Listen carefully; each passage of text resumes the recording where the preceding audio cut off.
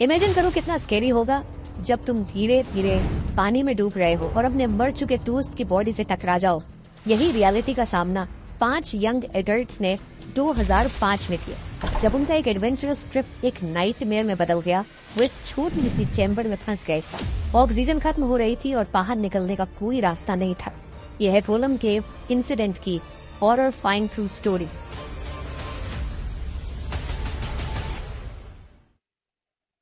अगस्त 2005 को दोस्तों ने डिसाइड किया कि वह एक अंडर वाटर केव को एक्सप्लोर करने जाएंगे, जो कि उटा प्रोबो के वाई माउंटेन में एक अननोन केव है, जिसका निकनेम केव ऑफ डेथ है।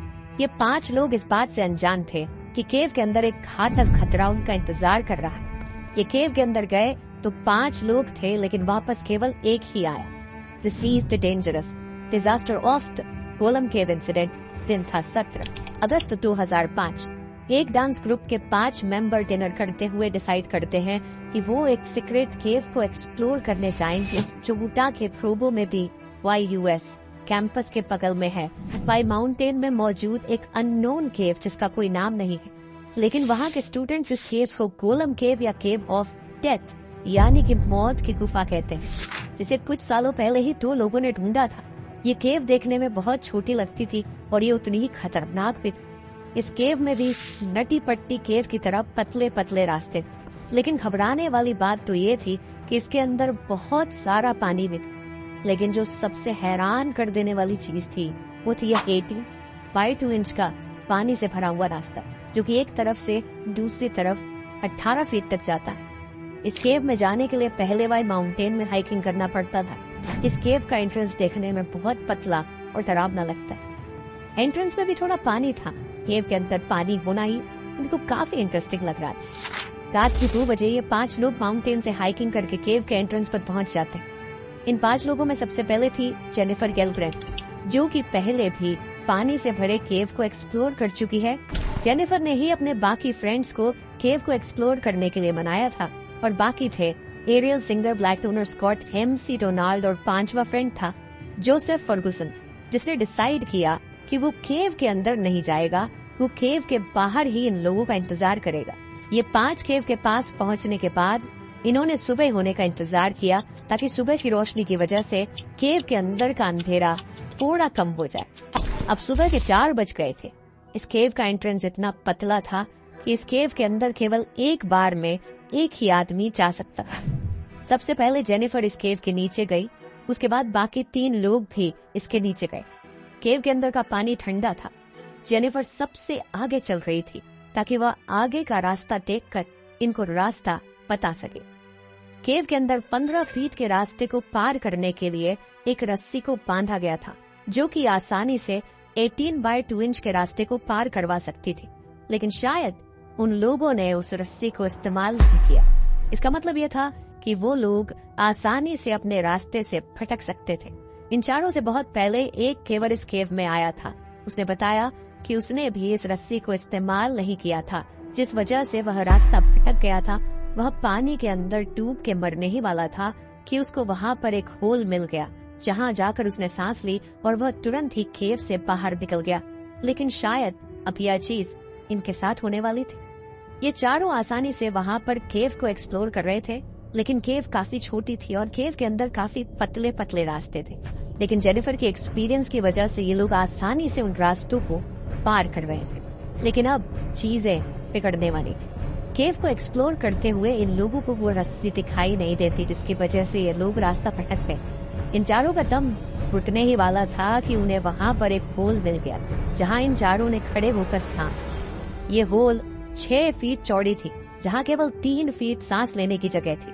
केव के बाहर खड़ा हुआ जॉश इन चारों का वेट कर रहा था। उसे पता नहीं था कि ये लोग केव से कब बाहर निकलेंगे, क्योंकि उन चारों ने केव से बाहर निकलने का कोई टाइम फिक्स कर नहीं रखा था। जॉश उन सब का काफी टाइम से वेट कर रहा था। अब सुबह के 5:30 बज चुके थे, लेकिन वो अभी भी केव से बाहर नहीं निकले। इसलिए जॉश केव के थोड़ा अंदर जाता है और टॉर्च मारते हुए उन्हें आवाज देता है। काफी आवाज मारने के बावजूद भी उसको केव के अंदर से कोई रिस्पॉन्स नहीं मिलता। ये देखकर जॉस काफी घबरा जाता है। जॉस उन चारों को फोन भी नहीं कर सकता था, क्योंकि यह एक अंडर वाटर केव थी। इसलिए उन चारों ने अपना फोन वगैरह जॉस को ही पकड़ा रखा था, जिसलिए जॉस अपने बाकी के दोस्तों और फैमिली को इन्फॉर्म कर देता। अब सुबह के 6 बज चुके थे, लेकिन वह चारों अभी भी केव से बाहर नहीं निकले। जॉस ने घबराते और डर के मारे तुरंत ही पुलिस को कॉल कर दिया और अपनी लोकेशन बता दी। नीचे केव में वह चारों बाहर निकलने की कोशिश करते हैं, लेकिन वह हर बार रास्ता भटक जाते थे। लेकिन उनकी मौत का कारण यह बना कि केव में केवल 21% ऑक्सीजन था और 79% नाइट्रोजन, और केव के अंदर पानी भी एक जगह पर रुका हुआ था। केव चूना, पत्थर और मिट्टी से बनी हुई थी और केव में कुछ पौधे भी थे, इसलिए केव में ज्यादा कार्बन डाइऑक्साइड बन रही थी। वो चारों एक छोटे से होल में रुके हुए थे जहां उन्हें सांस लेने में प्रॉब्लम हो रही थी। उनके लिए बेहतर यह था कि जल्द से जल्द इस केव से बाहर निकलना होगा, क्योंकि अगर वो लोग थोड़ी देर और रहे तो दम घुटने की वजह से इनकी मौत हो जाएगी। लेकिन उनके लिए सबसे बुरी बात तो ये थी कि वो उस जगह पे थे जहां से निकलने के लिए उन्हें 18x9 इंच के रास्ते को पार करना होगा। रास्ता पतला होने की वजह से उनको एक एक करके बाहर निकलना था। सबसे पहले जेनिफर जाती है। इस टाइम तक केव में 10 से 12% ऑन ऑक्सीजन था, इसलिए वह केवल 60 सेकंड ही सांस रोक के रख सकते थे। केव से बाहर निकलते टाइम जेनिफर को वह रस्सी नहीं मिलती जिससे कि वह आसानी से केव से बाहर निकल सकती थी। अब यह पॉसिबल था कि वह अब आसानी से रास्ता भटक सकती थी। जब उसे रस्सी नहीं मिली तो वह वहीं पर रुक गई। केव में कम ऑक्सीजन होने की वजह से थोड़ी देर बाद जेनिफर पानी में बेहोश हो जाती है और वह केव की एक अनजान जगह पर चली जाती।